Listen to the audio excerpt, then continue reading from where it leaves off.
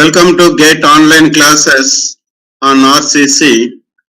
Today we are going to discuss the design for shear and also torsion. Design for shear and torsion using a limit state method of design. So already you have seen earlier in the limit state, several limit states. Limit state of collapse completed. Out of limit state of collapse, limit state of flexure is completed. Now we are looking for limit state of shear and a limit state of torsion. So today I am going to deal these two topics, both the theory and also the numerical problems, theoretical questions. So now every one of you know that how to provide the reinforcement when a member is subjected to flexure. So regarding the member subjected to flexure, we are providing longitudinal tensile reinforcement, if necessary longitudinal compressive reinforcement on compression phase. In earlier class, we have clearly seen that you can look at here in the diagram that the bottom reinforcement is called the tension reinforcement. If it is a simply supported beam, the bottom, these bars are called the tensile steel reinforcement, and the top two bars are called the compression steel reinforcement. So normally the beam looks like this. Some reinforcement at bottom, some reinforcement at the top, sometimes maybe 2 bars at the top and 2 bars at the bottom, so that these 2 bars will act as a hanger bars also. If the forces are very less, then the design of tensile steel reinforcement may be less, and sometimes compression reinforcement may not require. In such cases also, we provide minimum of 2 bars at the top and 2 bars at the bottom. And that is called the longitudinal reinforcement, longitudinal tensile and longitudinal compression reinforcement. So now in this chapter, we are going to design the member for shear. The member for shear. How the shear reinforcement look like? You can look at here. This is called the stirrup. This is called the stirrup. So this stirrup is all around the periphery of the beam. Periphery of the beam of the steel reinforcement. So it keeps compression reinforcement in proper position, tension reinforcement also in proper position, so that the bars will have clear cover or effective cover as per IS 456. At the same time, these stirrups will keep in proper position if there are some longitudinal bars at top and also at some longitudinal bars at bottom. So that means longitudinal bars will keep the shear reinforcement in proper position. At the same time, shear stirrups also will keep the longitudinal bars in proper position. So it will be useful for one to the other one. So here you can look at all these arrows. These arrows. This is called the steel reinforced stirrups, vertical stirrups. And these vertical stirrups are spaced at a certain distance. That is called the spacing of the stirrups. And why shear reinforcement is required, and what do you mean by shear reinforcement? Shear reinforcement is normally provided to resist against shear forces to which the beam is subjected, and usually provided in the form of the stirrups, which also serve the purpose for holding the main bars both in tension and also compression reinforcement. So here understood that the shear reinforcement is in the form of a stirrup. It is a complete closed link, and normally we can call it as two-legged step, because there is a one leg one side and another leg, two vertical bars are there, so it is called two-legged stirrups. Sometimes if the legs are 3, it is 3-legged, 4 legs, then 4-legged stirrup. Like that, shear stirrups are to be designed corresponding to the shear forces acting on the structure. Now, Why shear reinforcement is required? If there is no shear reinforcement, what is going to happen? What is going to happen? It is the so it occurs or the structure will fail by means of diagonal compression or fails by means of diagonal tension or by means of surface cracks developed at the surface of the structure, and to prevent all these types of cracks, then shear reinforcement is required. So that means the stresses that are induced must be well within the limits. So here in this particular case, the stresses are the principal stresses. The resultant stresses that occurs because of the longitudinal stresses and also because of the shear stress. When a particular point is subjected to both longitudinal stress, longitudinal bending stress, and also the shear stress, then the resultant stress may be, the resultant stress means the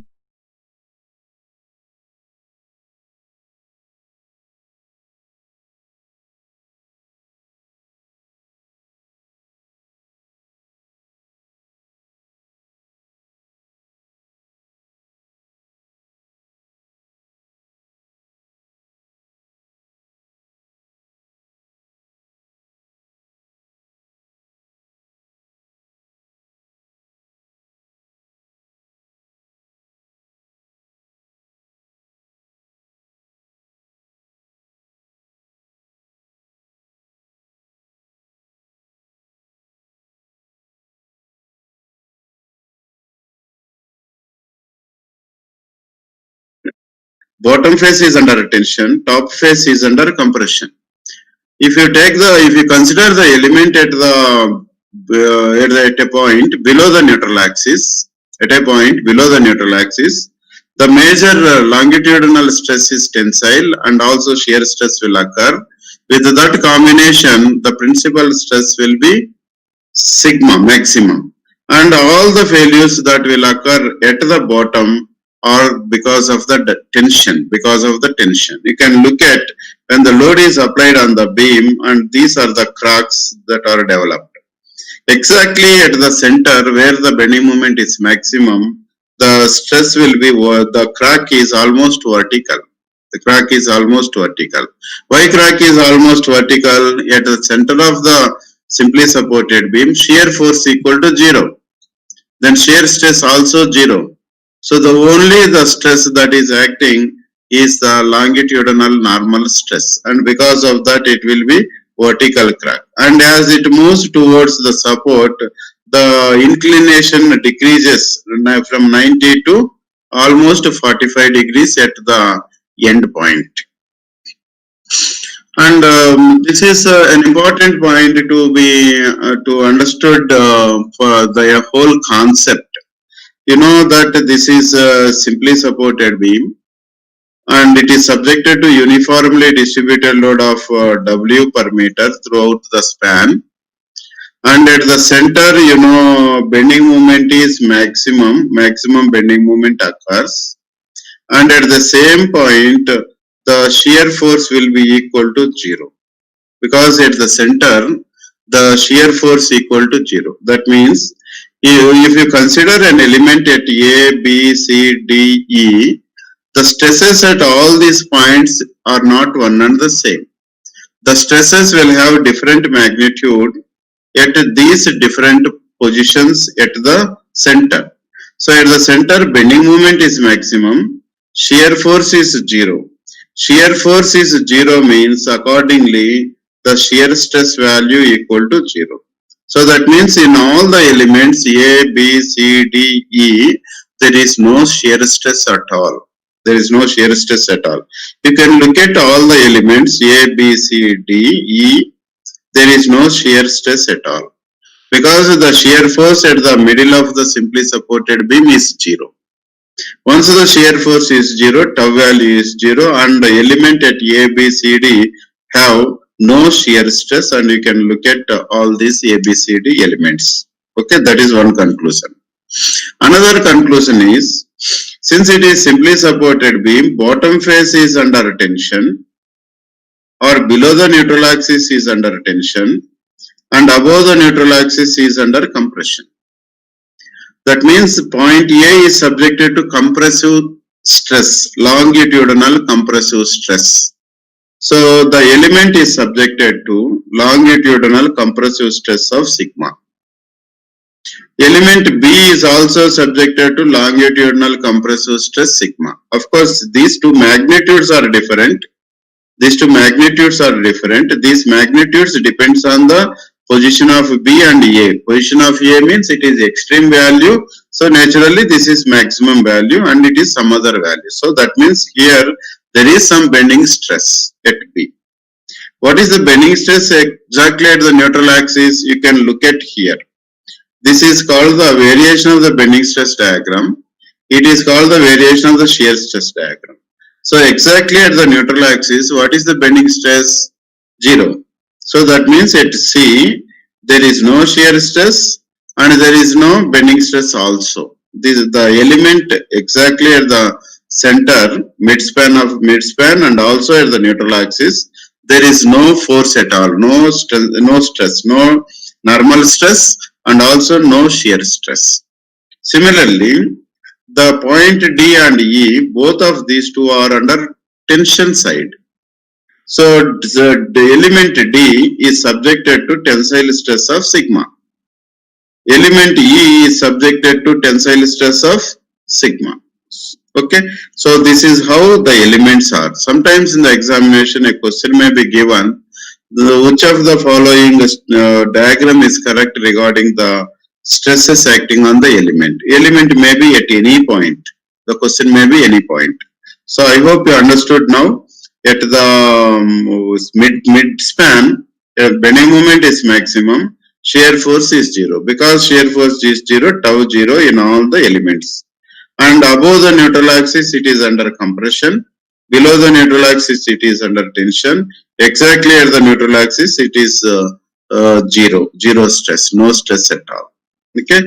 Now, coming to the point, any point between end and middle. So at this point, there is some bending moment and there is some shear force. Both will present. Because of both present, bending moment variation is linear and at the same point shear stress variation is a parabola like this. Now look at the elements F, G, H, I, J. F, G, H, I, J.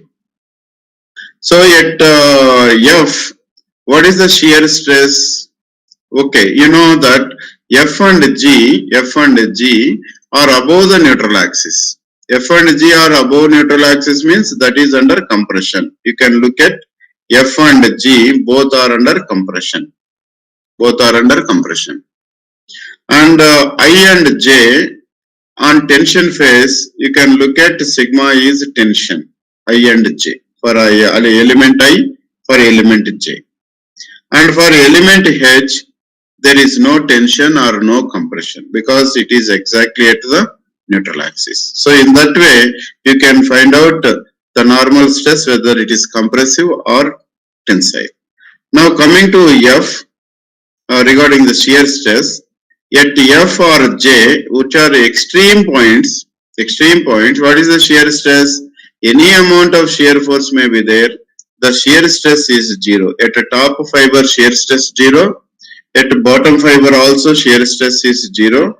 So for element F, element J, there is no shear stress.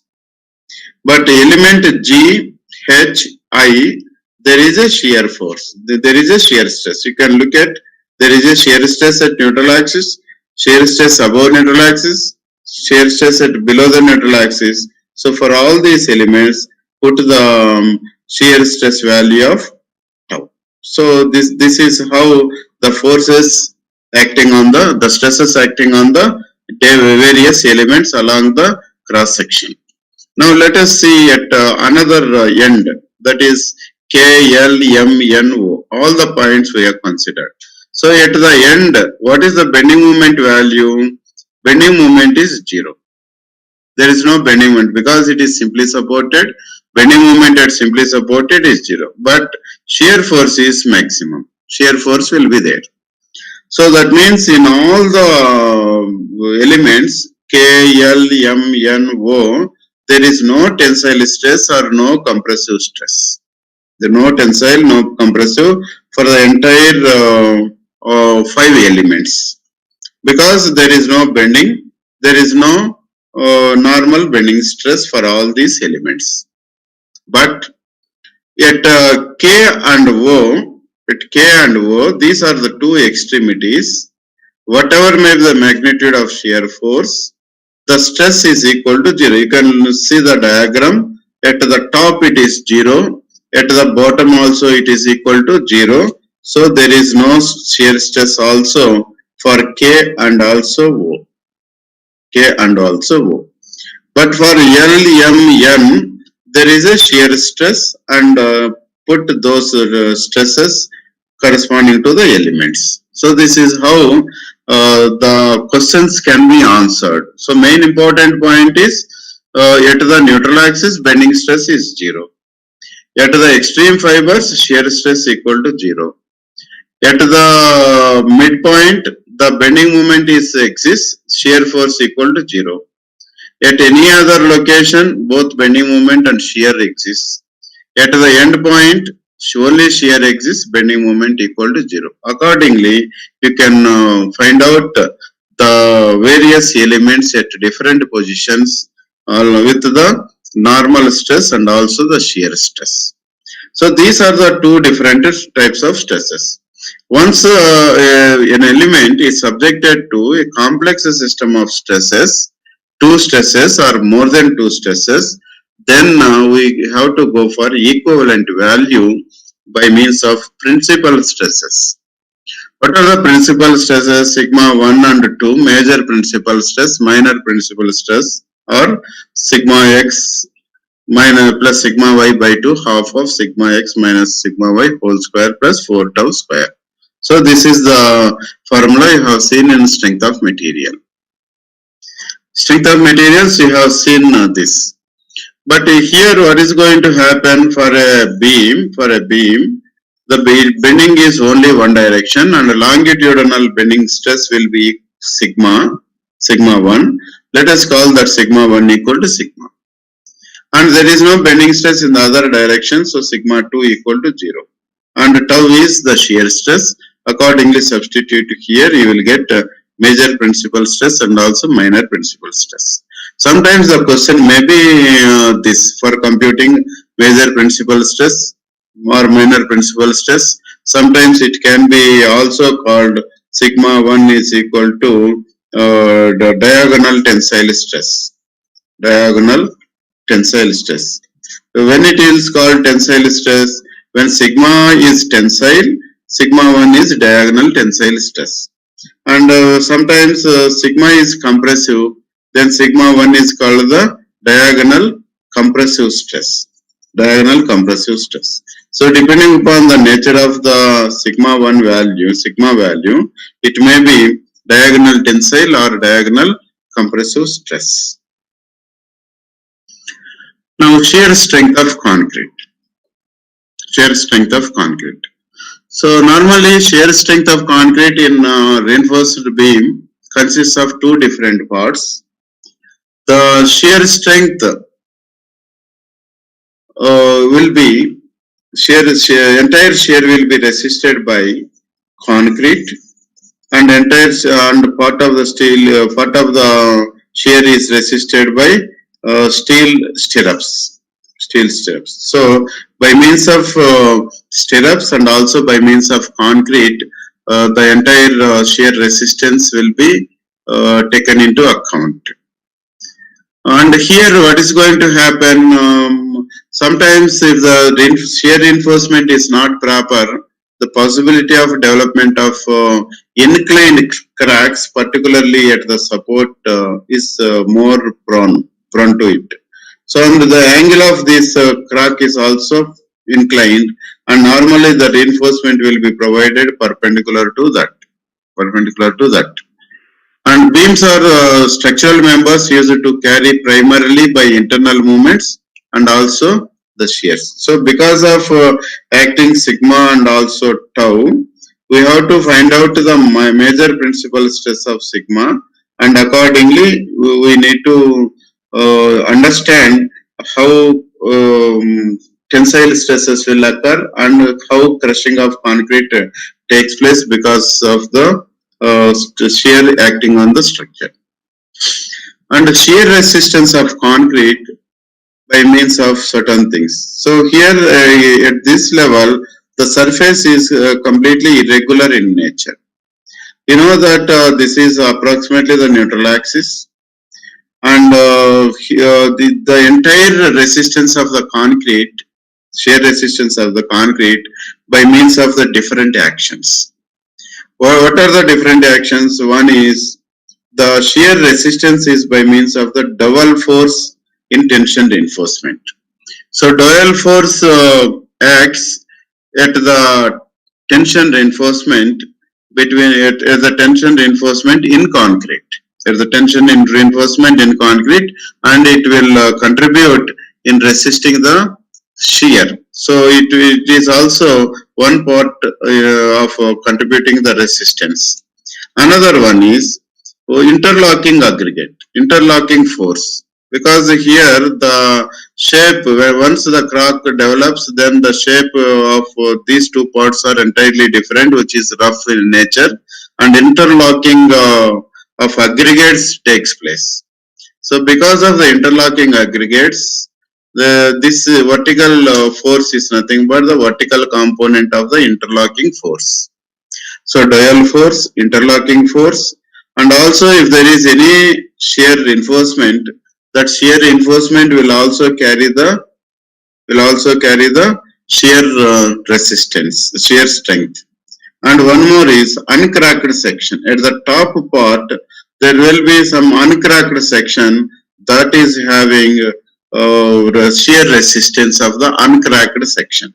So in total, the shear resistance of the concrete is by means, shear resistance is by means of uncracked concrete, and if there is any shear reinforcement because of the shear reinforcement, and interlocking of the aggregates, and also by means of the dowel force. So normally what we do is VU will be equal to VC plus VUS. VU means design shear or ultimate shear. Design shear or ultimate shear. VC is shear strength of the concrete. So shear strength of the concrete is nothing but VCZ. That means shear resistance of the uncracked concrete, and also shear resistance by means of the aggregate interlocking, and also shear resistance by means of the dowel bars.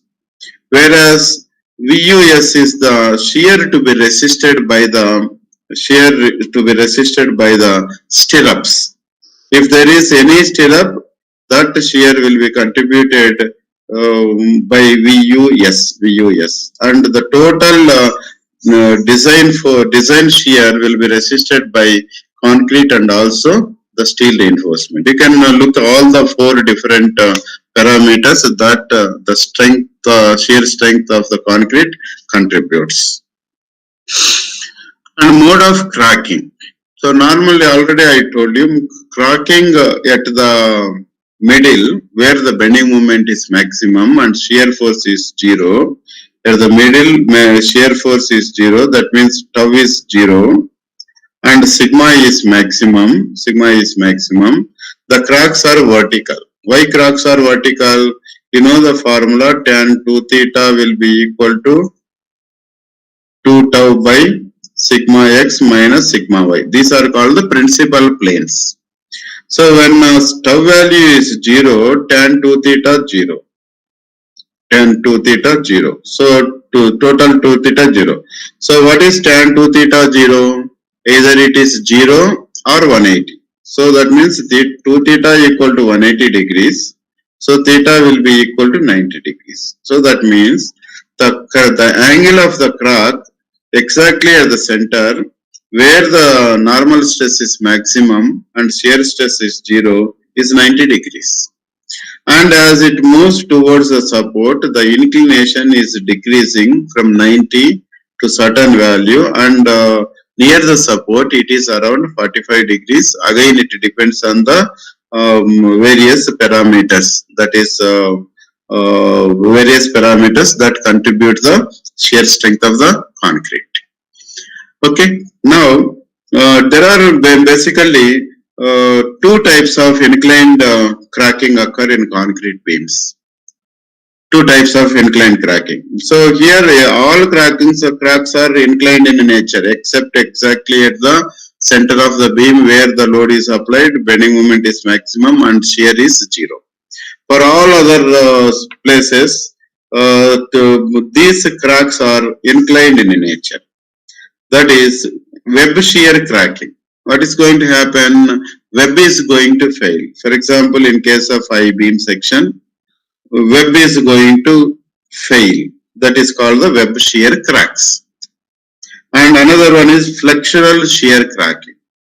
Both flexure and shear both will come into picture, and accordingly the effect of flexural stress, shear stress will be the major principal stress. That may be diagonal compressive stress or diagonal tensile stress. Accordingly, it is going to fail. And again, web shear cracking, and normally it occurs in case of I-beams. In the web portions, and particularly the web is very thin in nature. The second one is flexure shear cracking. You can look at the different types of cracks that are going to occur. This is the middle part. In the middle part, the bending stresses are considerable because bending moment is more, and shear stress is very small.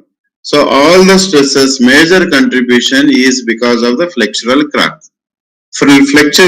Because of the flexural crack, the inclination of it will be more. It is almost towards 90 degrees. All cracks are because of the flexure only, because of sigma only. Whereas in the next area, both because of flexure and shear, cracks will induce. So here, bending moment is of considerable in nature. Shear stress is also considerable in nature. Both shear stress and also flexural stresses will come into picture. And because of that, the cracks developed are the flexure shear cracks. And at near the supports, web shear cracks. Here the major force is shear force, and sometimes majority of the times the failure is by means of the web shear cracks. So sometimes the questions may be web shear cracks occurs. Similarly, flexural cracks occurs. Or sometimes in the question it may be called as A, B, C.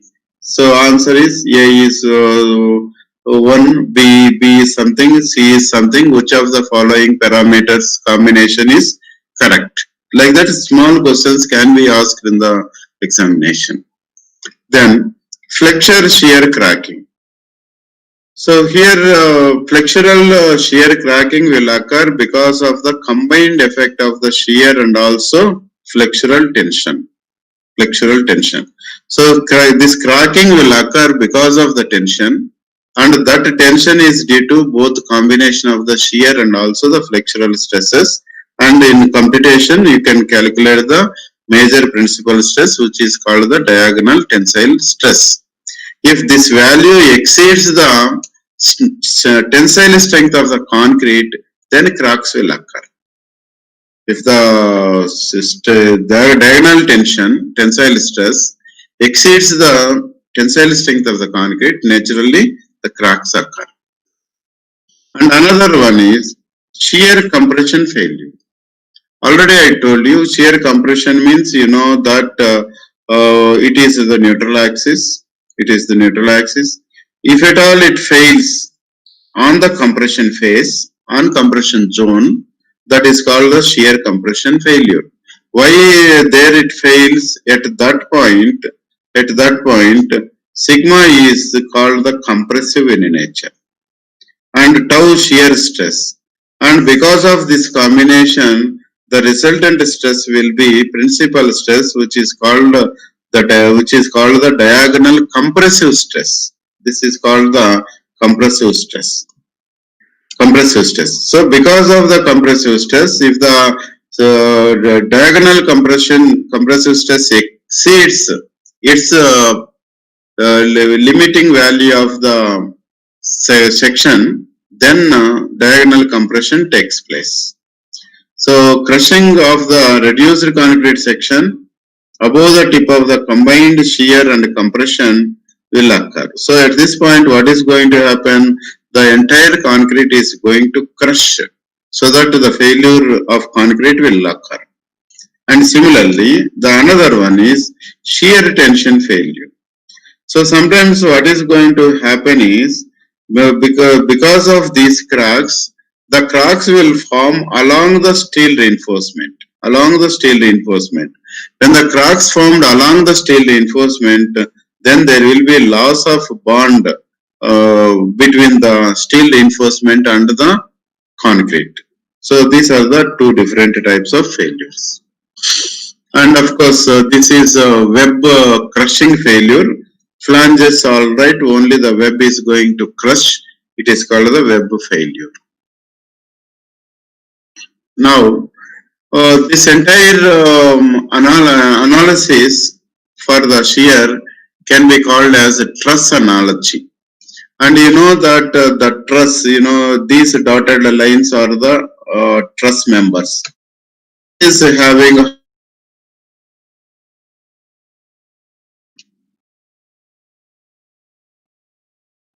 can look at here, horizontal dotted lines are called the horizontal members in the truss, horizontal bottom chord members, and the top chord members. Bottom chord members in a truss are normally tensile in nature. Normally, because of normal loading, all for the forces in the bottom chord members is always under tension. Whereas top chord members, the force is always under compression. Compression. So you can look at here, the top chord members is equivalent to the concrete above the neutral axis, because compression of the concrete will be just like the top chord in the truss. Whereas in the case of bottom chord members, all the members are tensile in nature. That will be same as that of formation of the diagonal cracks at the bottom, or otherwise the tension below the neutral axis. Tension below the neutral axis. And you can look at here the vertical stirrups. Normally what we are going to do, vertical stirrups are going to provide. These vertical stirrups are same as that of vertical members in the truss. You can look at this is vertical member, it is another vertical member, etc. All these vertical members are similar to that of the stirrups that we are going to provide. And all inclined members, this is inclined and next one is also inclined. All these inclined members are called the diagonal members. Are called the diagonal members. So in the diagonal members, what is going to happen? Compressive forces will induce. Compressive forces will induce. So here these small lines are called the crushing of concrete. Concrete between inclined cracks, here it is called the crushing of concrete takes place. So that means each and every one of the member of the truss, horizontal, bottom horizontal member, top horizontal members, vertical members, inclined members, all these are just like similar to the truss in reinforced concrete member. So we can compare each and everything by means of the truss. So that's why it is called the truss analogy. Nothing is there here. Bottom is tension in truss. Here in RCC also bottom is under tension. Top chord members in truss is compression, and in RCC also above neutral axis it is under compression. And vertical members in truss are under tension, and here it is equivalent to the shear stirrups. And diagonal members are compression, it is equivalent to the crushing of concrete. So these are this is complete similarity between the forces in the truss and also the various nature of the stresses in the RC beam. So that's why we can refer it as a truss analogy.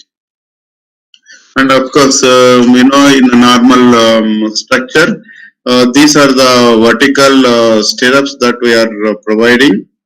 These are the vertical stirrups that we are providing between the top hanger bars and bottom. And spacing between all these is nothing but SV. SV is the spacing of the stirrups. And ASV is the area of the vertical stirrups. And D is the effective depth. VC is the shear strength of the concrete. Shear strength of the concrete. And if shear reinforcement is provided, this entire resistance will be VUS. Now this is a codal provision that is given. Nominal shear stress. Nominal shear stress tau V equal to VU by BD. VU is design load or ultimate load. Design shear or ultimate shear. V means shear, U refers to design or ultimate. Ultimate shear or design shear is VU. B and D are the cross sections. Tau V is the nominal shear stress. So for a given, any given section, you can find out tau V value. Now look at this diagram. Already you are familiar with the shear stresses. For a plain concrete, already I have studied in strength of materials. When there is no steel reinforcement, it is made of only concrete. What is the shear stress variation? Shear stress variation is parabola, maximum value at the neutral axis and 0 at the outer surface. This is the variation of the shear. And this is called the tau maximum value, etc. And that means when there is no shear reinforcement, the shear stress acting across the cross section, variation of the shear stress across the cross section is parabola. This curve is parabola. But we are now studying RCC, reinforced concrete elements, and a beam, similar beam, but providing a steel reinforcement. So it is called the reinforced concrete beam. In the reinforced concrete beam, what are the major assumptions? The only concrete area is considered for the analysis. The area on tension phase is neglected because micro cracks will develop and contribution of the area of the concrete on tension phase is neglected. So that's why for RCC, how the shear stress varies? Shear stress varies because it is completely concrete. So it is going to vary parabolically. And it is maximum at the neutral axis. And afterwards it is constant. Because there is no concrete. This entire concrete on tension phase is completely ineffective. When the concrete is ineffective and the shear stress distribution follows linear way and it joins at the level of the steel reinforcement. So that means for a reinforced concrete for a general concrete structure without reinforcement, the shear stress is complete parabola from top to bottom with the maximum value at neutral axis. Whereas in case of reinforced concrete beam, the variation of the shear stress is parabola initially up to the neutral axis.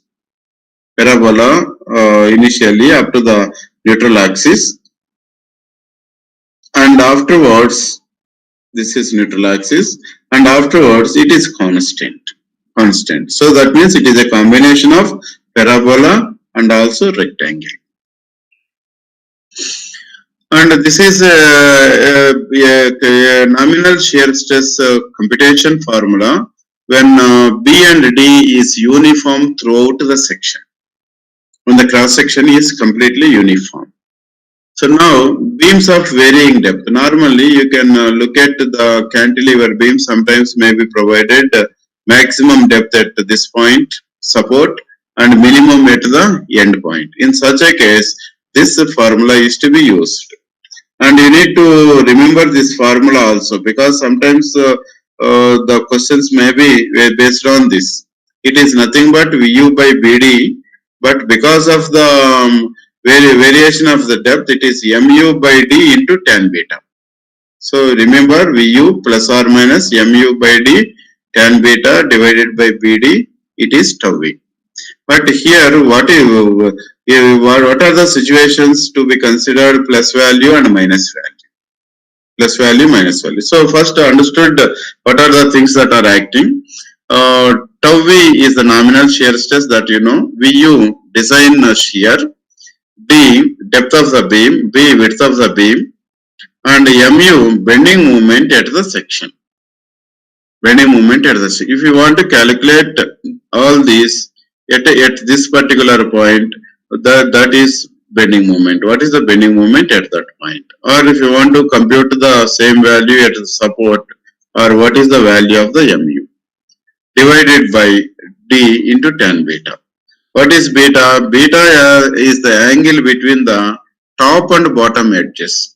You know, this is top edge and it is bottom edge, and these two are going to make an angle of beta.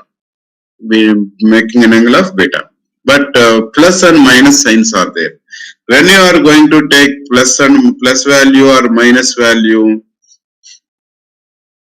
plus value, minus value. So in this particular case, we are going to take the negative sign in the formula. So what is going to happen here?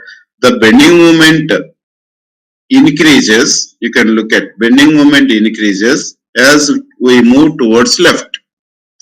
And the depth of the beam also increases in the same way. That means both depth and beam are increasing, both increasing or both decreasing, then a negative sign is to be taken into account. When both depth and bending moment either both increase or both decrease, then it will be minus value. I'll read it. The negative sign in the formula applies when the bending moment increases numerically in the same direction as effective depth increases. So that means either both increases or both decreases, take minus value, or otherwise in another case what is going to happen, bending moment increases towards support whereas depth is decreasing. That means one is decreasing, another one is increasing. Then for this type of situation, the positive sign is to be taken into consideration in tau V value. So this is an important equation where numerical questions can be asked on this. Now, the design shear strength of concrete. So normally the entire shear is going to resist by concrete and also by means of the steel reinforcement. So what you do first, you need to find out what is the shear contribution of the shear by the concrete, or what is the shear strength of the concrete. That you need to find out. So for finding this value, you should know what is the shear stress developed in the section. So that means VC will be equal to tau C multiplied by PD. Tau C is the shear stress in the concrete. And all the design shear strength in the beam is shown in a table. There is one table that I will show you little later. Okay, maybe here you can look at. This is the shear stress values. For example, For 1% of steel reinforcement in M30 grade of concrete, the tau C value is 0.66. In the examination, some numerical values will be given. 1% it is 0.66. 1% in case of M25 grade of concrete 0.64, or in M20 it is 0.62. Like that. That means the stress, shear stress depends on grade of concrete, and all you can, I think, look at shear strength of concrete. It depends on grade of concrete, because for each and every grade the strength is varying. And percentage of tensile steel reinforcement, here it is 100 AST by BD. So, 0.75 one value, one for one it is another value, for 1.25 another value. So percentage of tensile steel reinforcement is also an important parameter for shear strength of the concrete. And size and spacing of stirrups, cranked bars. So sometimes we may provide cranked bars in this fashion, and these cranked bars also will resist shear strength. So these are the various factors. So the value of tau C will be obtained based on the percentage of steel reinforcement and also the grade of concrete. The grade of concrete. Now, so what you do? You can find out tau C value based on the percentage of tensile reinforcement. Once PT is known, you can find out tau C. Once tau C is known, you can find out the shear strength of the concrete, VC equal to tau C into BD. So once VU is already known, VC is known, then you can find out VUS. That means shear to be resisted by the stirrups. Shear to be resisted by the stirrups. So we have to take all the shear strength values that we have seen, that is table number 19 in IS 456. But in case of solid slabs, the value of the shear stress obtained in table 19 will be multiplied by some coefficient K. And that K values are given here. So you just try to remember, when the overall depth of the slab is 300 or more, the K is 1. K is 1. K is 1. When the overall depth of the slab is 150 or less than 150, then it is 130 millimeters. Then it is 130, 150 or less, then a K value equal to 1.3. You just remember only the two. That means for these values, the values that are there in table 19 are corresponding to the beams, where beams are having considerable depth. And in the slab, where the depth is considerable, that is 300 and more, there is no factor, it is factor equal to 1, it is same as that design for the beam. But as the thickness of the slab is reducing, the factor is going to increase, and maximum value is 1.3, that will be 1.5 mm or less than thickness of the slab, it is taken as 1.3. And it is a shear strength of members under axial compression. Sometimes the member may be under axial compression. So in such a case, you have to use this particular formula for finding it. For members subjected to axial compression PU is the axial compression, that is design compressive load. The design shear strength of the concrete given in table 19 shall be multiplied by the following factor. So here, when it is subjected to axial compression, tau C dash will be equal to some K1 multiplied by tau C. This tau C will be obtained from table number 19. But in the examination, the values are given. This K constant will be basing on this particular value, and it should not be more than 1.5. Okay, instead of K, let us call it as multiplied by delta. That delta is given here, that should not be more than 1.5. And in the original case, in the numerical questions, only one logic is involved here. You concentrate only this page for any computation of the numerical values, numerical problems. VU is the design shear, which will be equal to VC plus VUS. VUS. And VC is nothing but tau C multiplied by BD. And from this you can find out VUS. Can find out VUS. So initially what you do is find out tau V, which is nothing but VU by BD. Once tau V is known, then find out the percentage of tensile steel reinforcement. And after getting percentage of tensile steel reinforcement and for given grade of concrete, get the value of tau C from table number 19. Table number 19. In the examination, that value will be given. So once tau C is known, you can find out VC, etc. in the entire calculation.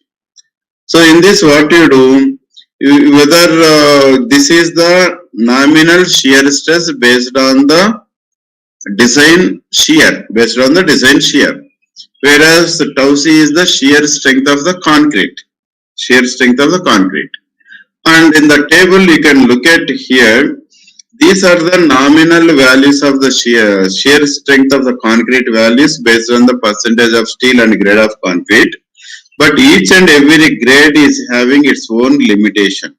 By providing more and more steel reinforcement, it is not possible to increase the shear strength of the concrete. And for each grade, it has its tau C maximum value. That means maximum shear strength of the concrete is limited. In case of M20, 2.8, M25, 3.1, M30, 3.5. So you also try to remember these three, because in the examination, sometimes the question may be the maximum shear stress for M20 grade of concrete is options 2.8, 2.9, 3, 3.2, etc. You need to remember 2.8, 3.1, 3.5. These three. Okay. So one is tau C obtained from the table, from the percentage of steel reinforcement and also grade of concrete, whereas tau C maximum is the limited value for the corresponding grades of concrete. So in this, what we do is, once tau V and tau C is also known, now find out the tau C maximum. What is tau C maximum? Tau C maximum is nothing but 2.8, 3.1 or 3.5 according to the grade of concrete, and normally it may be also given in the examination. Once these three values are known, now check if tau V means it is actual value. This is called the actual value. The tau V is less than 0.5 times of tau C, no shear reinforcement required. Normally tau V is less than tau C. What is the meaning of it? The meaning is the actual shear stress is less than shear strength of the concrete. That means shear strength of concrete is more than the stresses induced. So it is always safe. Strictly speaking, no shear reinforcement is required. But however, we have to provide some nominal reinforcement. But if the tau V value is less than half of tau C, first one, less than half of tau C, no shear reinforcement is required. That means the actual shear stress is much less, so no shear reinforcement is required. And if the actual shear stress, nominal shear stress is in between 0.5 tau C and tau C, provide minimum shear reinforcement. This minimum shear reinforcement is given by one formula in the code that we will see little later. And if tau C is between tau V is between tau C and tau C maximum, we have to go for design shear reinforcement. Design shear reinforcement means VUS. You will get this formula and VUS will be equal to 0.87 FYASV by SV, and accordingly you can compute the required value. So that is the design shear reinforcement as per the code. And in the minimum shear reinforcement means there is some formula, and use that formula for computing the minimum shear reinforcement. Another case is if the nominal shear stress is more than the limiting value of the shear stress, maximum value of the shear stress, then it is not allowed. Only thing redesign the section. So you have to understand all these three limitations. No shear reinforcement required, minimum shear reinforcement, designed shear reinforcement as per IS code, redesign the section because the section is not sufficient in resisting the shear stresses. And already discussed this. Now it is as per the code, already I covered this. The shear strength of the concrete is tau C BD, and shear to be resisted by the steel reinforcement VUS equal to VU minus VC. And normally what is going to happen, this VUS is the shears to be resisted by the steel. We can provide vertical stirrups. If you use vertical stirrups, VUS is 0.87 FY ASV D by SV. SV means spacing of vertical stirrups. Fy yield stress in steel. ASV area of the vertical stirrups. D effective depth. So knowing this VUS value, what you do is find out the spacing of given shear reinforcement. Or otherwise, you have to remember this formula. Of course, the derivation can be done, but that is not required now. And for inclined stirrups, or a series of bars bent up. Series of bars bent up means what is going to happen? This is like this. So the series of bars are bent up like this. So top reinforcement and this is the bottom reinforcement. We are going to bend several reinforcement. If the reinforcement is bent in this direction, it is 0.87 Fy ASV D by SV sin alpha cos alpha. Sin alpha cos alpha.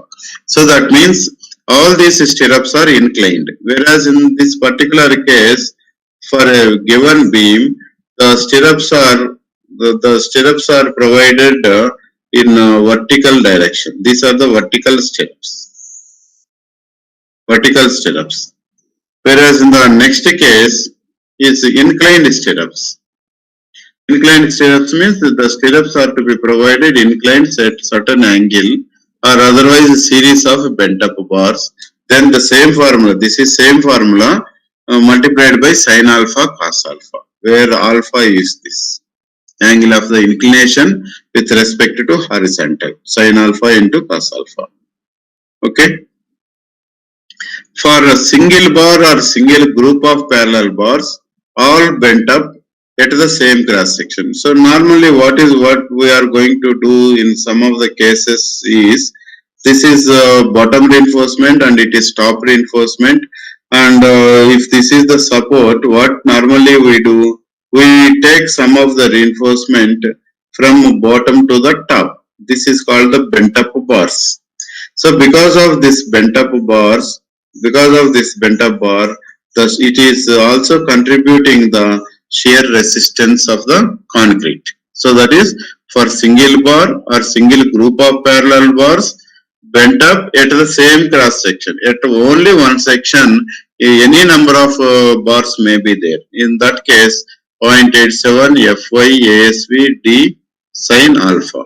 D into sin alpha. So this is the these are the three different formulas for vertical stirrups, inclined stirrups, and also bent up bars.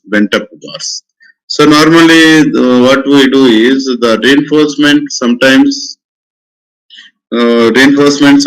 we provide both combination of bent up bars and also combination of the bent up bars and also vertical stirrups. If you assume if you imagine that it is a beam, and you can imagine a longitudinal bar and also on compression phase and also tension phase. Normally what we do, if this is at the end support, what normally we do is, we are going to bend some of the bottom reinforcement. So bottom reinforcement is, some bars are taken into the support, some bars are taken to the top, so that this is called the bent up bar. This is called the bent up bar. And in addition to this bent up bars, we are going to provide all these vertical stirrups. So that means VUS again can be used, combination of bent up bars or otherwise inclined bars. You can use anything, VSI. So shear strength of the inclined bars, okay, plus VUS or vertical. So this is called the vertical bars, and this is called the bent up bars. That means the entire shear to be resisted by the steel can again be combination of bent up bars and also vertical bars. If at all bent up bars are to be used, this should be designed corresponding to not more than VUS by 2. Not more than VUS by 2. So entire VUS cannot be provided with the bent up bars alone.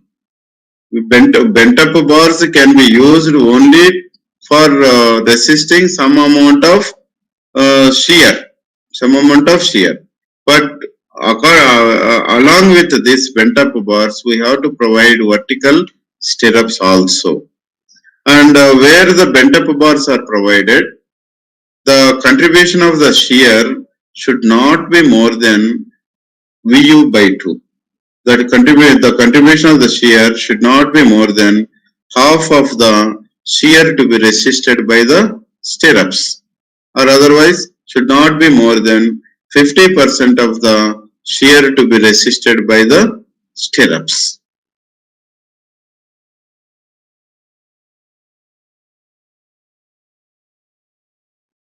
Okay, now these are the three things. Of course, all these things also known here.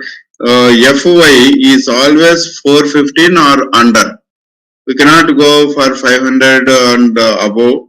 And normally alpha is the angle of the inclination, which will be preferred normally 45 degrees, but it should not be less than 45. So this angle is 45 degrees. It can be provided more also, but it should not be less than 45.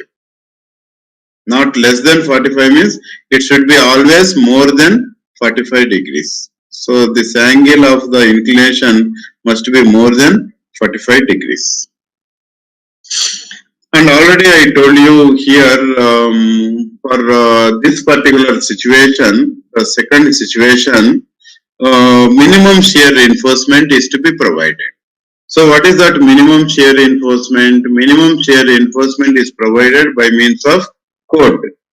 Minimum shear reinforcement is by code. Already I have seen earlier minimum tensile steel reinforcement. What is minimum tensile steel reinforcement? AS by BD will be equal to 0.85 by Fy. Already this formula I have seen earlier, and similar to that, this is the formula for the minimum shear reinforcement. Minimum shear reinforcement. So ASV by BSV greater than or equal to 0.4 by 0.87 times of Fy. You have to remember this formula so that you can answer the questions. These are not the tough equations to be remembered, but these are the empirical equations given in the code, and accordingly we have to use it. So here also Fy should not be more than 415 Newton per millimeter square. And you know that the spacing of the stirrups, we are going to provide vertical stirrups like this. It has its own spacing, maximum spacing of shear reinforcement. We cannot use large spacing between the bars. Sometimes the spacing after calculation may be more, but as per the code we have to provide according to the requirement. So here what is going to happen is SV spacing of the stirrups not exceed 0.75D in case of vertical stirrups. When you go for vertical stirrups, it must not move more than 0.75 times of D. And if the inclined stirrups are used, it is the value D, where D is the effective depth of the section. And in no case, the spacing shall exceed 300 mm. So what is the meaning here? SV for vertical should not be more than 0.75D and spacing should also not more than 300 millimeters. So these two conditions are to be followed for the vertical stirrups. For the case of inclined stirrups, SV should not be more than D.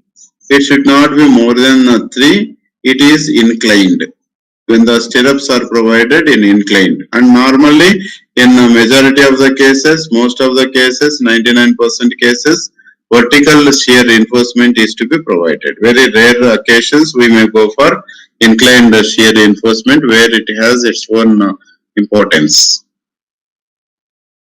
The next one, these are the various normal equations and also the procedure to be followed for the design of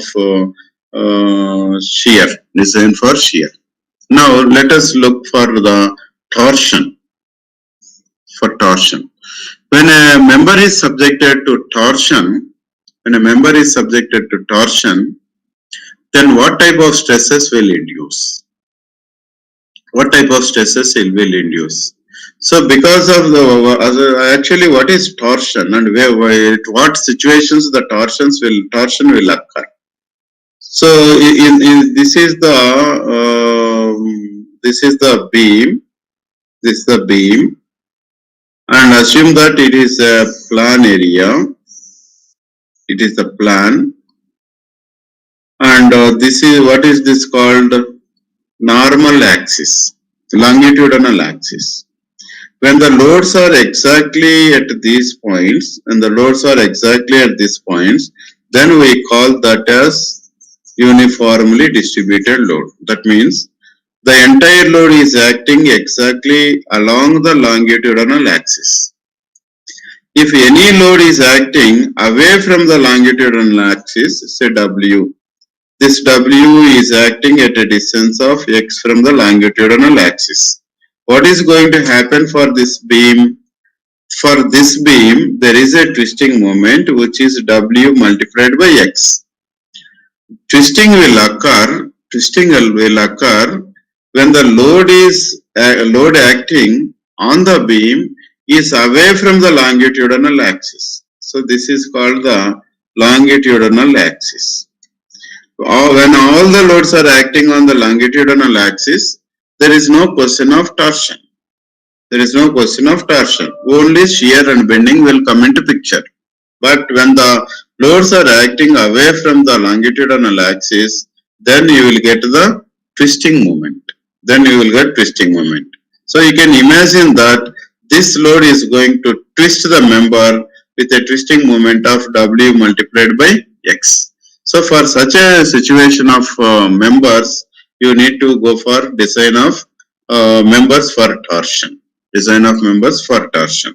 So what are the various practical applications in case of RCC where these will occur? For example, in case of staircase, how the staircase will be? Sometimes what we do is we go for prefer geometric staircase like this. So that means these are the various steps that we move from lower level to higher level.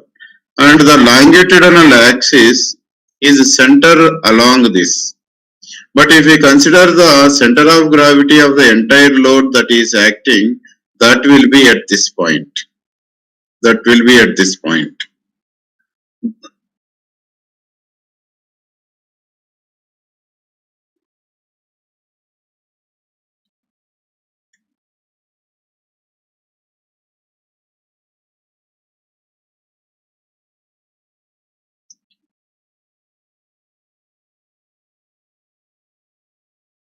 Okay, so here what is going to happen in case of spiral staircase? In case of spiral staircase, the longitudinal axis is this. This is called the longitudinal axis. Longitudinal axis. Whereas this entire load is assumed is concentrated at this point. So that means the torsion will induce. The torsion will induce. The torsion will induce when the load is away from the longitudinal axis. So for the members of spiral staircase, we have to take torsion into account. Or otherwise, in case of water tanks, where the ring beam, this is called the ring beam, and the columns are provided at suitable intervals. Columns are provided at suitable intervals. If you consider only one span, this only one span, it is a curved in nature. We can call it as curved beam. So when the beam is curved in nature, the resultant load is not acting on the center, it will be acting away from the longitudinal axis. So this member is subjected to torsion. So all ring beams are subjected to torsion. Or otherwise spiral staircase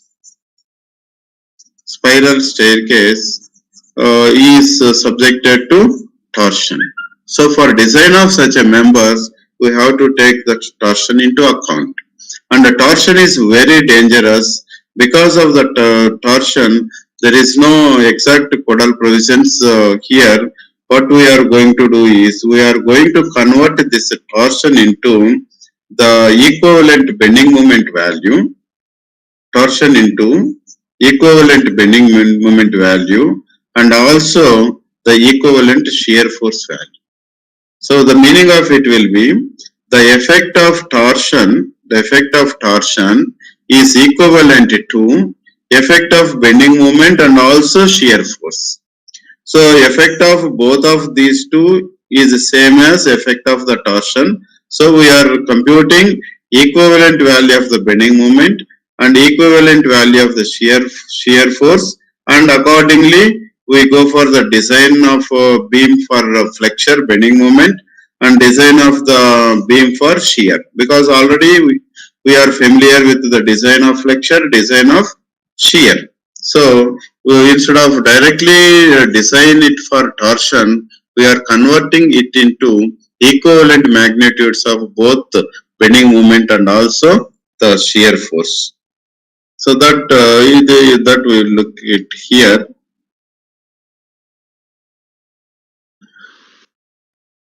Now look at here. So what is going to happen? There are three different forces acting on the member.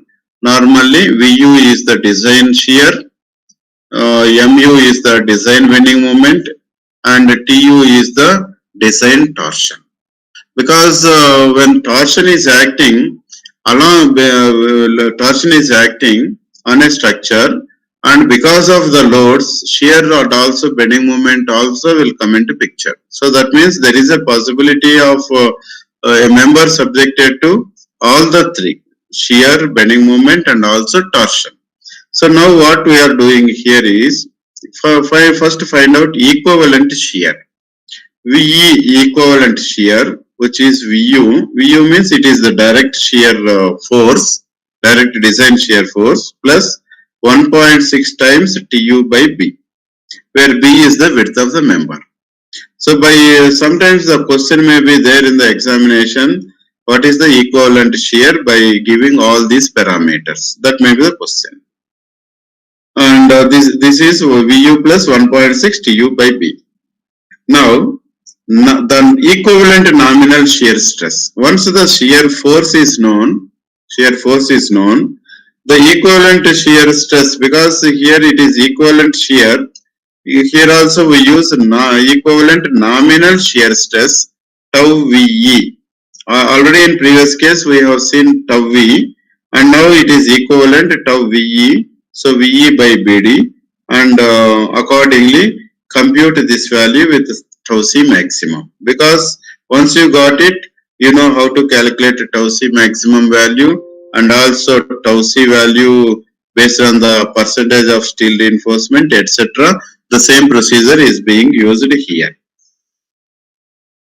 And when tau VE is less than tau C, minimum reinforcement shall be provided. When tau VE is greater than tau C, both longitudinal and transverse reinforcement shall be provided. Both longitudinal and transverse reinforcement shall be provided. Sometimes what is going to happen is, if tau VE is more than tau C maximum, in this case, the redesign means the existing size of the section is not sufficient, so increase the dimension of the section so that the actual stress induced in the member must be well within the maximum value of the limit. And in the case of member subjected to torsion, there is no special torsion reinforcement provided in the RC beams.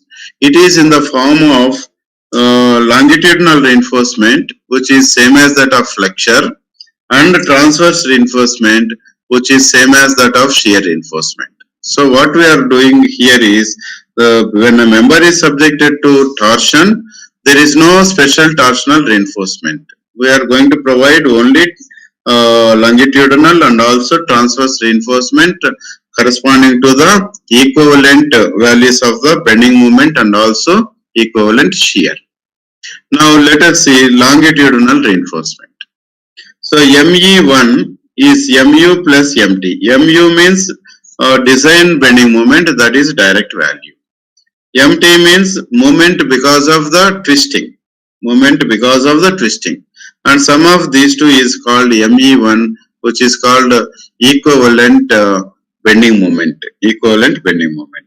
So for this equivalent bending moment, we have to calculate area of the steel reinforcement. And MT is nothing but TU into 1 plus D by B divided by 1.7. You have to remember this formula. If a question comes in the examination based on this, if you know this equation, then it will take only less than a minute for answering the question. Okay, and all the dimensions, all the notations are normal. D overall depth, small b is the breadth of this. And here there are two different values of the moments. Sometimes the torsion effect may be less on the member. Sometimes the torsion effect may be more on the member. If the torsion effect is more on the member, what we have to do? We have to do compression reinforcement also. So normally, if a beam, what is going to happen is, when MU is greater than MT, we are going to design only tension reinforcement. But sometimes what is going to happen here, MT may be more than MU. That means here, these two parameters, twisting moment is more than ultimate moment. Here the design is both tension reinforcement and also compression reinforcement. This tension reinforcement is corresponding to ME1. What is ME1? MU plus MT, either here or at this level. But for this situation, here we have to use ME2. That means steel reinforcement corresponding to ME2.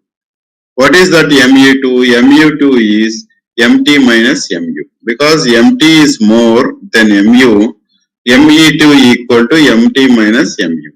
So what you do, tension reinforcement is for ME1, the compression reinforcement is for ME2, which is ME2 equal to MT minus MU. Sometimes questions are very simple. If the question is, if MT is more than MU, then options are several. Longitudinal reinforcement provided only on tension phase, only on compression phase, both compression and tension phase, and cannot answer this question with the given data. Like that, several options may be there. Okay, so tension reinforcement is with ME1, which is some of the moment and also twisting moment. ME2 is for the corresponding longitudinal compressive reinforcement, because the torsion design problem is very big and it may not be in the examination, but all these simple questions may be the questions in the examination. And transverse reinforcement. Transverse reinforcement is given by this particular formula, and don't remember this, it will not come in the exam. Even if it appears in the examination, this question, they will provide you this equation also. Don't remember. So that means there is a separate equation for the shear reinforcement. And what is this?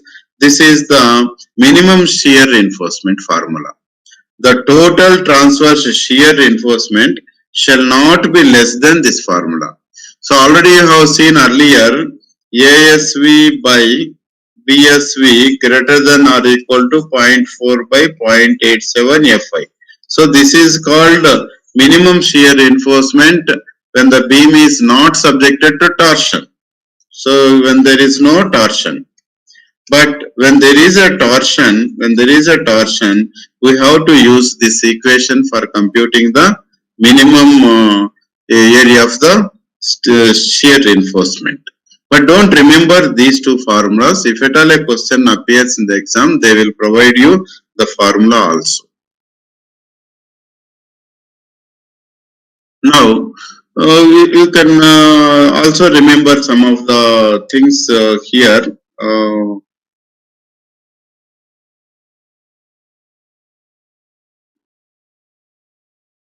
So here what is going to happen in this particular case, when a member is subjected to torsion, this is the total cross section and shear reinforcement.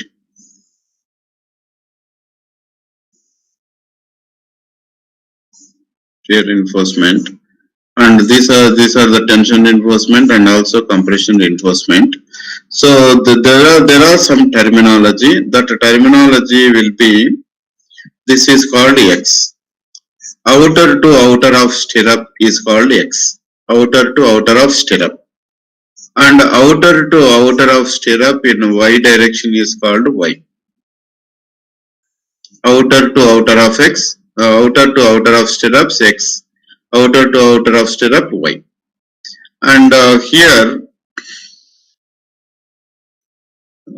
that's all here. And of course sometimes center of reinforcement to center of reinforcement is called D1, and similarly center of this reinforcement to center of reinforcement is called D1, and all those things are not required. So here main thing is SV should not be more than X1. When a member is subjected to torsion, spacing of the vertical stirrups should not be more than X1, and it should not be more than X1 X1 plus Y1. Okay, you can call X1 Y1. What is that? Or XY. X1 Y1 by 4, and it should also not be more than 300 millimeters. Sometimes the question may be a small question like this. The entire the details are given for the beam. Accordingly, find out to X1, Y1, and find out what is the value of SV. SV spacing of the vertical stirrups not more than X1, not more than X1 plus Y1 by 4, not more than 300 millimeters.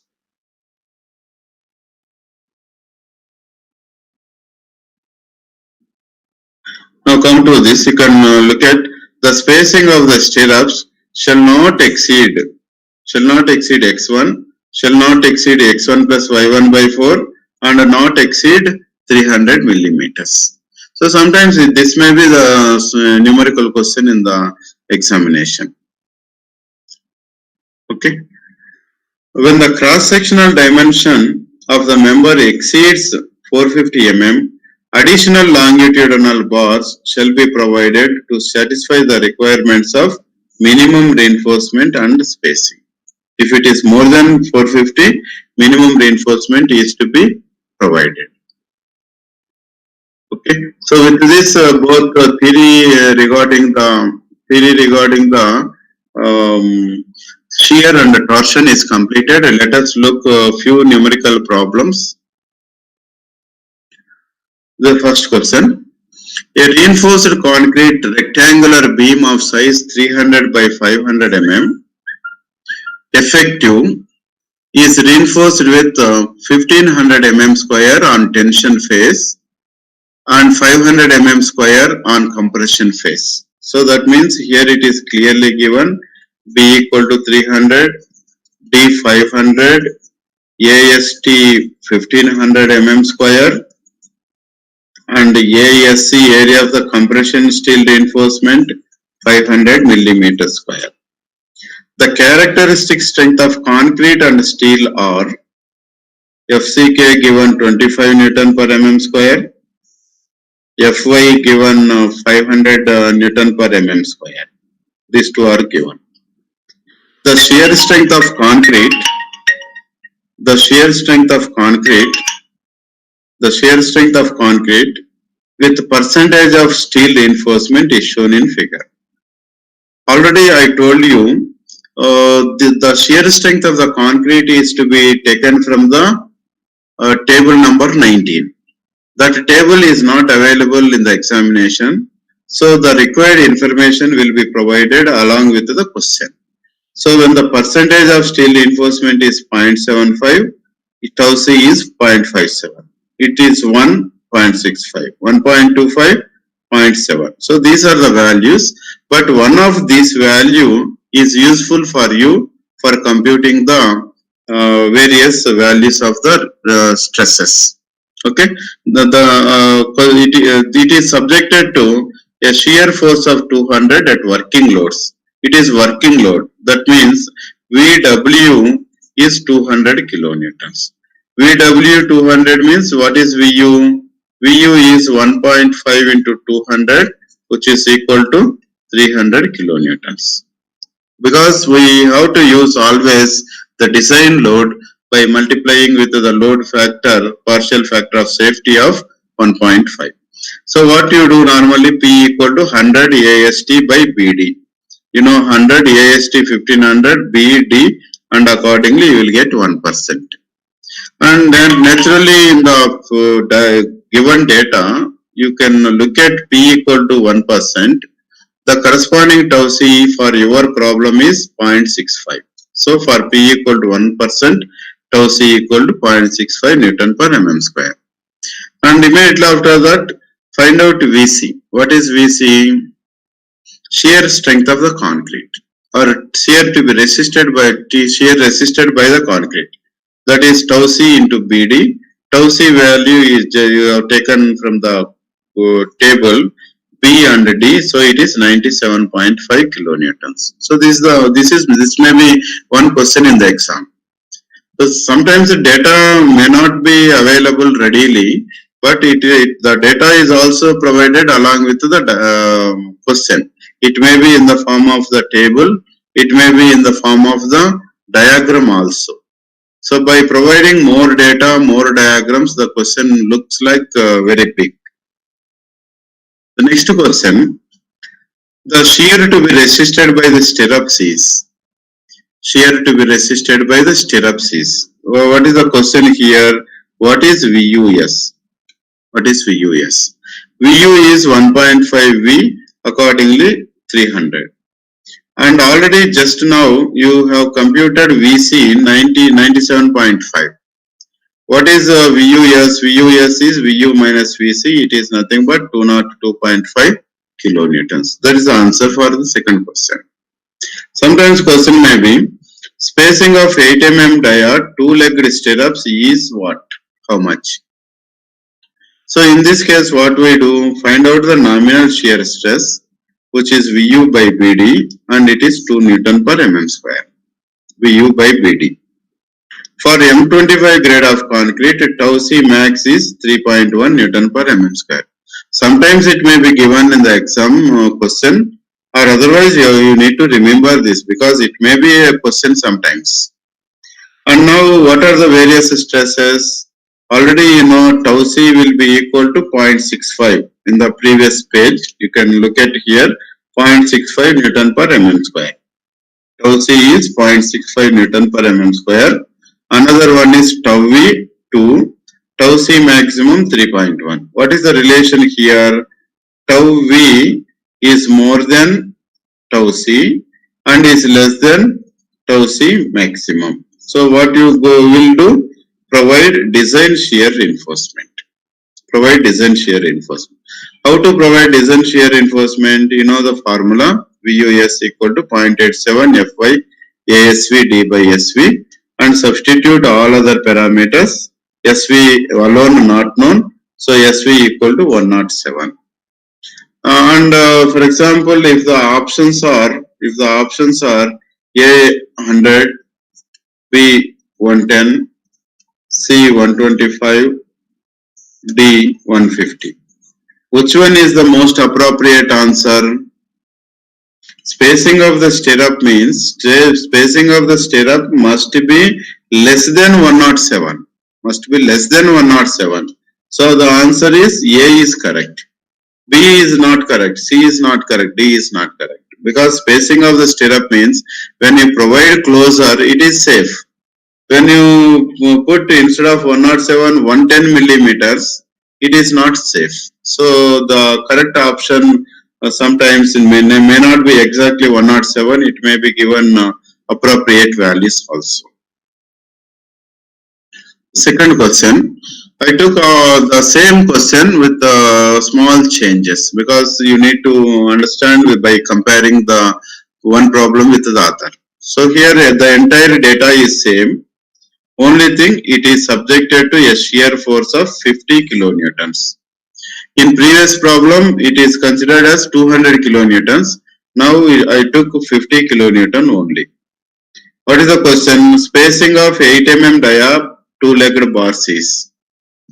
Spacing of the bars. So what you do? First find out tau V, nominal shear stress, VU by BD. VU is nothing but 1.5 times of working load. Accordingly, you will get 0.5. You will get 0.5. So tau V is 0.5. What is tau C? What is tau C? Already you know tau C equal to 0.65 Newton per mm square. And tau V is 0.5. So you know that now tau V is more than 0.5 times of tau C because tau C by 2 is 0.32. It is 0.32, it is 0.5 and it is less than tau C. So when this relation follows, what you are going to do? Minimum shear reinforcement is to be provided. You can look at here. Provide minimum shear reinforcement. So if you want to provide minimum shear reinforcement, you know the formula ASV by BSV greater than or equal to 0.4 by 0.87 Fy and substitute all SV should be less than 362. So what is the correct answer?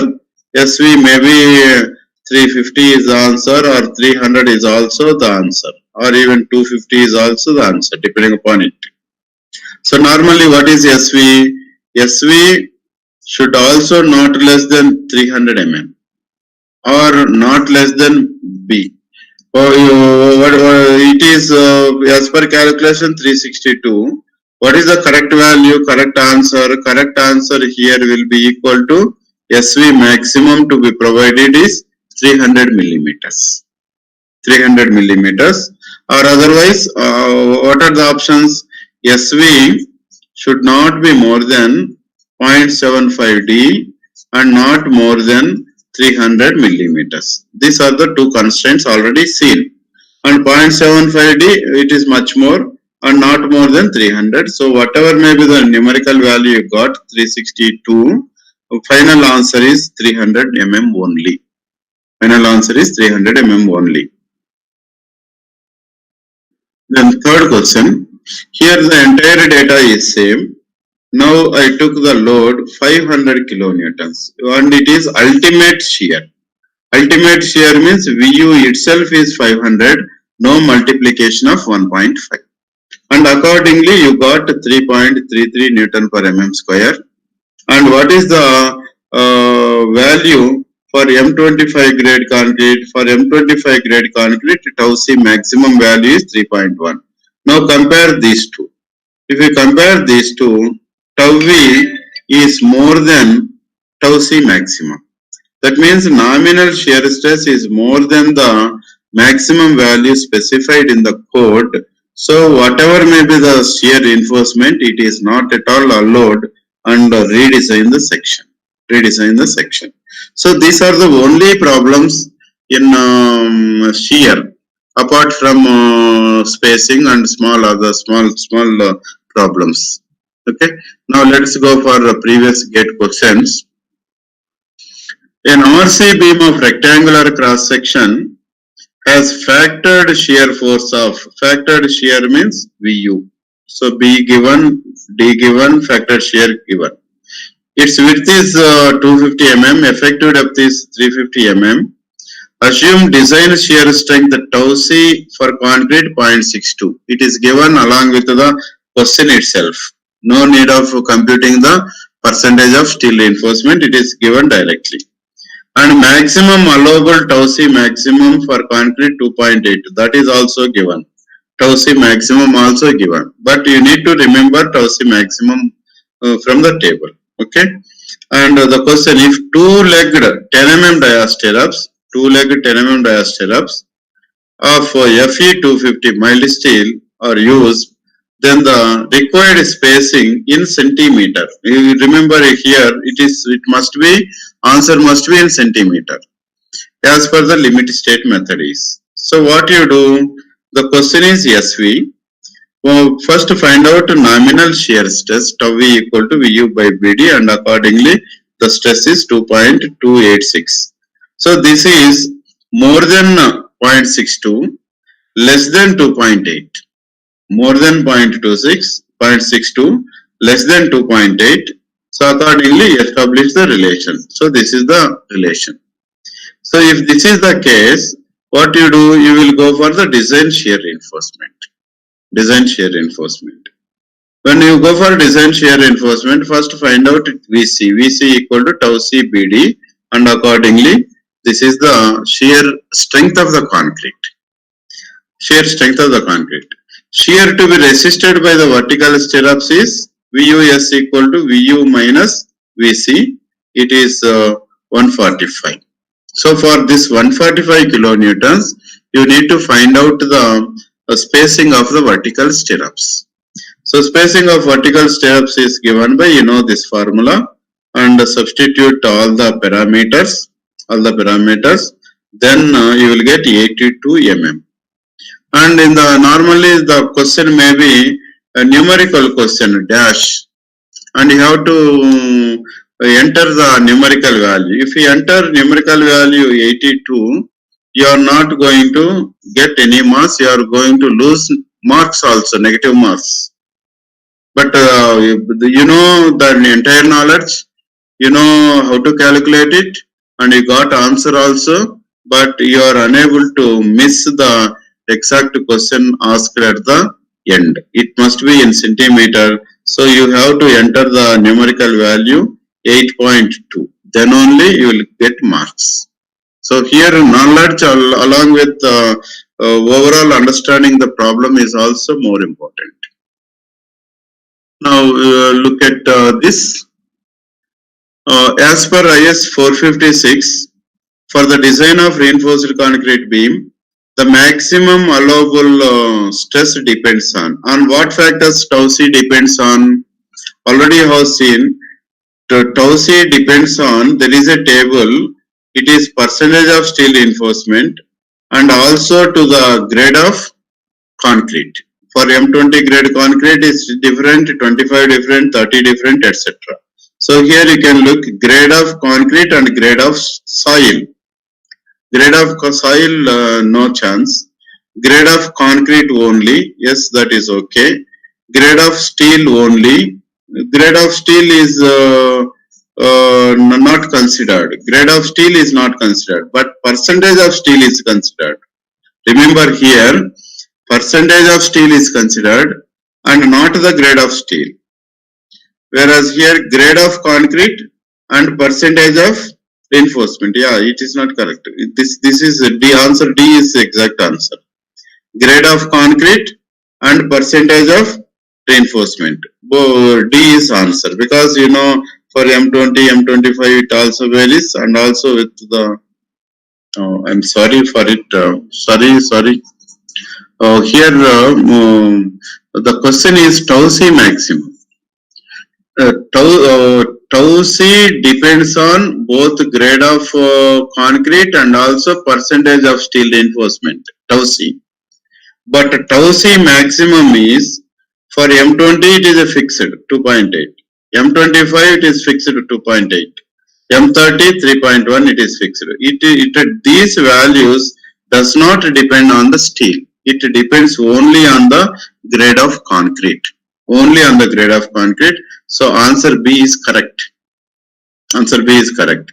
But tau C depends on grade of concrete and percentage of steel reinforcement. So while answering this question, your mind should move towards the subject. Next person. Of course, all these are similar. In shear design of RC beam, other than allowable shear strength of concrete tau C, there is also additional check suggested by IS 456 with respect to maximum permissible shear stress, tau C maximum. The check for tau C maximum is required to take care of. What is going to happen? That means we are taking tau C maximum limited value. Why tau C maximum is limited? If you go for tau C if you go for any amount of shear stress, there is a possibility of diagonal compression. More will be the tau C value, more will be the shear stress developed, then the failure will occur because of the diagonal compression. So that's why the tau C maximum has limited to 2.5 for M20 grade of concrete, 2.8 and 3.1 for M25 and also M30 grade of concrete. Another one, a rectangular beam of width 230 mm, effective depth 450 mm, reinforced with 4 bars of 12 mm diameter, 4 of 12 mm diameter. The grade of concrete is M20 and grade of steel is Fe 500.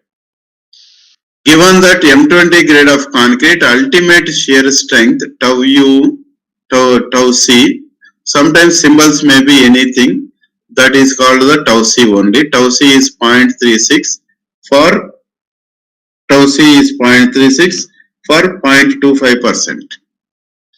And tau C is 0.48 for 0.5%. It is given in the question itself. For factored shear force of 45 kilonewtons, the diameter of 500 mm steel, two-legged stirrups at a spacing of 325 mm should be. So proceed in the similar way and get the unknown value of the diameter. What you do? Factored shear force also given. So immediately after that, you proceed with the normal. What is the first step? Tau V, Vu by Bd, and you will get it. Nominal shear stress. What is the percentage of steel? 0.433. 0.433%. But here in the problem it is given 0.25, 0.5, but percentage is 0.433. For 0.433, find out the tau C value that is in between these two values. Accordingly, by interpolating it, you got tau C equal to 0.45 Newton per mm square. That is tau C. Now compare it. Tau C is less than tau C, tau V is less than tau C. So what you do? minimum shear is to be provided. There is no design value. There is no design value because tau v itself is 0.44 and it is 0.45. So tau v is less than tau c and it is more than 0.5 times of tau c. So provide only minimum shear. So in the minimum shear means you know this formula, and in this what is the question? Question is diameter. What is ASV? ASV is two-legged. Diameter is pi d square by 4. Two-legged pi d square by 4. So here put everything. Here 0.87. Okay, of course it is ASV equal to 0.4 BSV divided by ASV means two-legged. That is 2 written here. Two-legged 0.87 times Fy. Accordingly, this is the area. And pi d square by 4, you got phi is greater than 6.6 mm. So here greater than is there. So 6.6761 millimeter means next size will be 8 millimeters. So the diameter is 8 mm to be used for this particular problem. The next case, consider two RCC beams. One is P, another one is Q, each having section 400 by 750, same section. And effective depth is 750 mm, made with tau c maximum is 2.1. For the reinforcement provided grade of steel, it may be assumed that tau c also given. The design shear, okay, up to here, the data is same for both beam BP and beam Q. For both beams, the data is same up to here. Here, the design shear for P is 400 kilonewtons. So for P, Vu equal to 400 kilonewtons. And in beam Q is 750 kilonewtons. So beam Q, Vu is equal to 750 kilonewtons. That means everything is same except the shear. Considering the provisions of IS 456, which of the following statement is true? What are these? What are the statements here? Shear reinforcement should be designed for 175 kilonewtons. That means what is VUS? Whether VUS is 175 or not, that is to be checked. Shear reinforcement should be designed for VUS for beam P, and section for Q should be revised. Okay. Another one is nominal shear reinforcement is required for P, and shear reinforcement should be designed for 120. 120 means this 120 is nothing but VUS. Third one, shear reinforcement should be designed for 175, that is VUS, and shear reinforcement should be designed for 525. 525 is also VUS. The section both and P and Q needs to be revised. So when it will be revised means tau V is more than tau C maximum, then the revised case will come into picture. Revised case into come into picture. So here in the options, all these are very fundamental computations. Go for the fundamental computations. So what you do for P? This is for P. Nominal shear stress Vu by BD is 1.33. This is less than tau C maximum. What is tau C maximum? Tau C maximum given in the formula in the problem 2.1. 2.1, okay. So what you do? You go for design. You go for design. So immediately find out VC. VC is tau C BD and 225. And what is VS? VUS is V minus VC 175. This 175 is called the VUS for P beam. For P beam. So you can choose the one. You can choose the options. Beam P has stirrups with a shear resistance of 1.175 kilonewtons. You can look at shear reinforcement should be designed for 175 kilonewton for beam P. This is correct. And of course, nominal. So the answer B, it is not correct. One answer is computed. You have to eliminate some of the things. B is not correct. Then what about C? Shear reinforcement should be designed for 175. That means both statements are same. That means either answer C or answer A. And what about D? The section for both P and Q needs to be revised. It's also ruled out. So answer is with one of these two. So what is your next step? Next step is check whether Q is revised or Q is with 525. Q is revised or Q is 525 kilonewton load. So for that what you do? For Q, load is 750, VU by BD 2.5. What is tau C maximum? Tau C maximum is 2.1. So what is this? Tau V is more than tau C maximum. So Q beam is revised. Q beam is revised. That's all. You need not calculate even VUS etc. because you have to look the options. According to the options, your calculations must be there.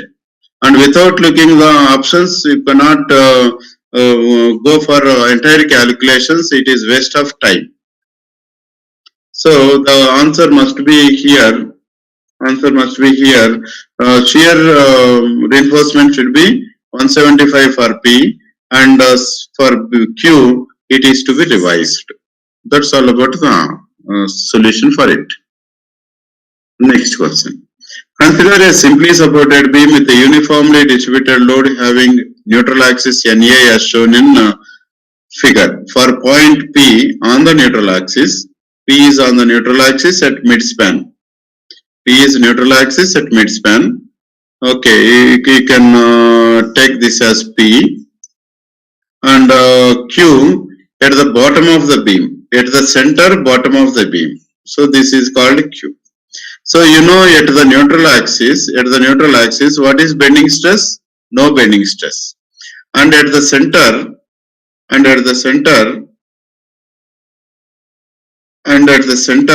what is the shear? Shear force also 0. So P, nothing. Only this is the element subjected to forces. Whereas Q, which is at the bottom is tensile. So it is subjected to bottom is subjected to tensile stress, and there is no shear. So here what is going to happen is, I think it is not correct, something wrong here. The options are A. So what is going to happen in the case of A? Q is subjected to a tensile force in the major direction. But P is at the neutral axis. Strictly speaking, these two are very minute. That is because of the self weight. That can be neglected. And it is a very minute value, or even you can remove it or you can keep it. So P is with no stresses, Q is with only tensile stress, and the answer will be only option B, and not option A. Okay.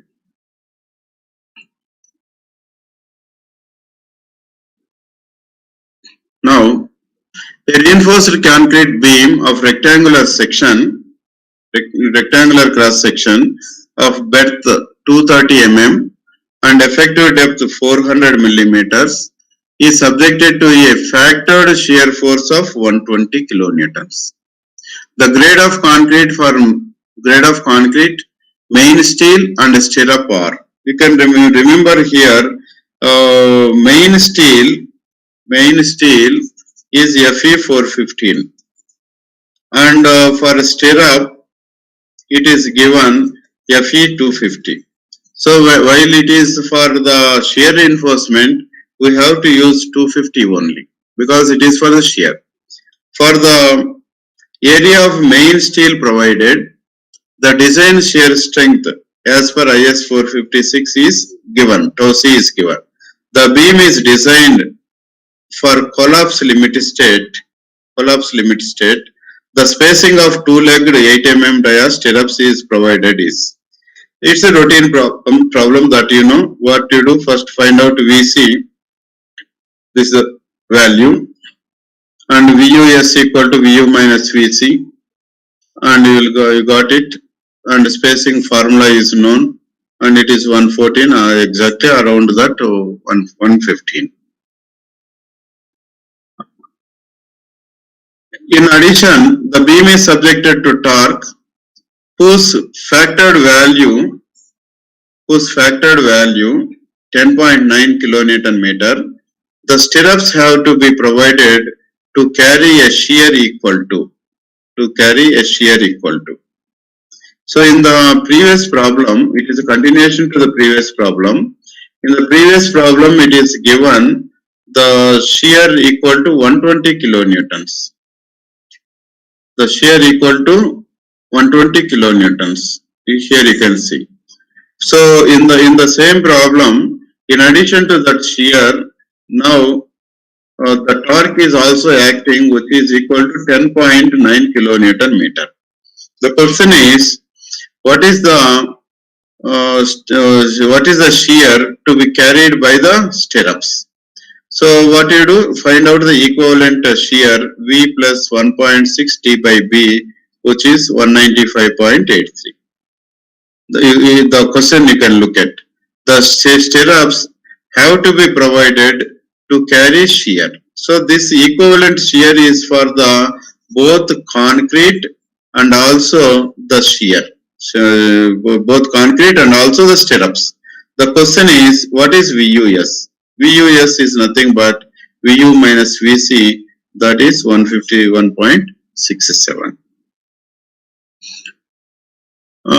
Here this concept missed, but no problem. So here, assuming concrete below the neutral axis is to be cracked, below the neutral axis is cracked. When the cracked means this entire area is ineffective. Ineffective. Below the neutral axis, the area is ineffective because it is cracked.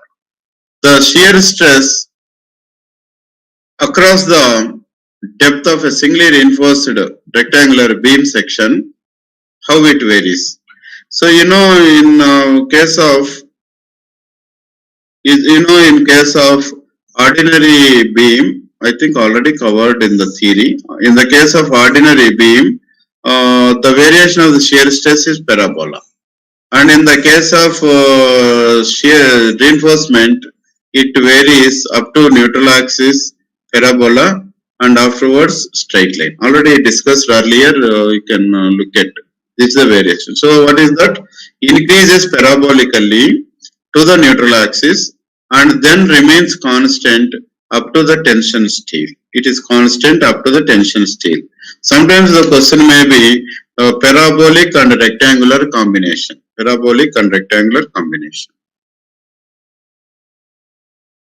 The next question. Two questions here. At the limit state of collapse, an RC beam is subjected to flexural moment MU 200, shear force 20 kilonewtons, and torque 9 kilonewton meter. The beam is 300 mm wide and has gross depth 425 mm. Gross depth, overall depth 425 mm.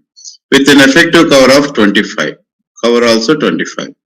The equivalent nominal shear as calculated by using design code turns out to be lesser than the design strength of the concrete. So here the question is, tau VE is less than tau C. The question is, the equivalent shear force is, that formula, equivalent shear force V plus 1.6 T by B. Just substitute the values and this is the answer, and you will get 2 marks for the question. That's all about it. The next question, the equivalent flexural moment for designing the longitudinal tension steel is. What is longitudinal tension steel? Longitudinal tension steel is corresponding to ME1. ME1. Already I told you earlier, this is corresponding to ME1, whereas compression steel is corresponding to ME2. So corresponding to ME1, it is MU plus MT. What is MT? MT is T into 1 plus D by B small b. D by B divided by 1.7, and accordingly substitute all the values. You will get 213 kilonewton meter. 213 kilonewton meter. So it is direct substitution, and this question is for 4 marks. Of course, now the question is for 2 marks. And another question, the state of two-dimensional stress acting on concrete lamina comprises of direct stress and shear stress, which causes cracking of concrete. Then the tensile strength of concrete is. Already I told you the principal stresses are given by this formula, and sigma y value equal to 0, the bending stress in the y direction, and sigma x is 1.5, tau is 1.2. Substitute all the values, you will get tau sigma 1 equal to 2.17. So this is the principal tensile stress. So like that, several other questions also I'm providing to you. So you go through the remaining questions, of course, here. You can look at the question. Of course, all these questions are just similar to the previous one. There is no difficult questions here. You go through the remaining questions also. Okay, today I have completed both the shear and also the torsion, and tomorrow I am going to cover rest of the topics of RCC. Rest of the topics of RCC means columns, bond, footings, slabs, etc. All small topics. Tomorrow I will complete the entire part of the RCC structure, RCC syllabus. So thank you very much. Thank you.